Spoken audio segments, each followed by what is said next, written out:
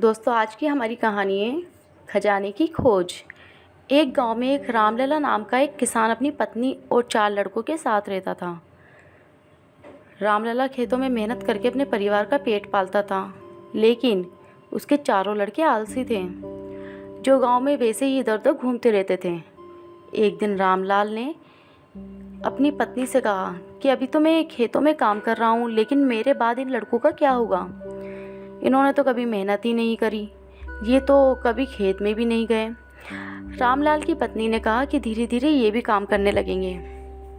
समय बीतता गया और रामलाल के लड़के कोई काम नहीं करते थे। एक बार रामलाल बहुत बीमार पड़ गया। वह काफ़ी दिनों तक बीमार ही रहा। उसने अपनी पत्नी को कहा कि वह चारों लड़कों को बुला कर लाए। उसकी पत्नी चारों लड़कों को बुला कर लाई। रामलाल ने कहा, लगता है कि अब मैं ज़्यादा दिनों तक जिंदा नहीं रहूँगा। रामलाल को चिंता थी कि उसके जाने के बाद उसके बेटों का क्या होगा, इसलिए उसने कहा, बेटों, मैंने अपने जीवन में जो कुछ भी कमाया है वह खजाना अपने खेतों के नीचे दबा रखा है। मेरे बाद तुम उसमें से खजाना निकाल कर आपस में बांट लेना। यह बात सुनकर चारों लड़के खुश हो गए। कुछ समय बाद रामलाल की मृत्यु हो गई। रामलाल की मृत्यु के कुछ दिनों बाद उसके लड़के खेत में दबा खजाना निकालने गए।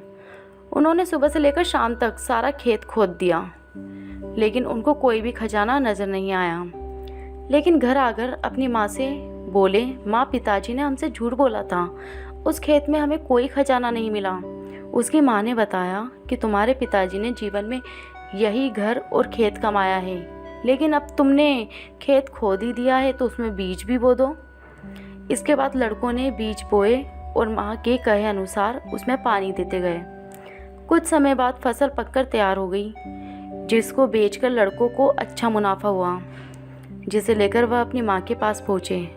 माँ ने कहा कि तुम्हारी मेहनत ही असली खजाना है, यही तुम्हारे पिताजी तुमको समझाना चाहते थे। हमें आलस्य को त्याग कर मेहनत करना चाहिए। मेहनत ही इंसान की असली दौलत है।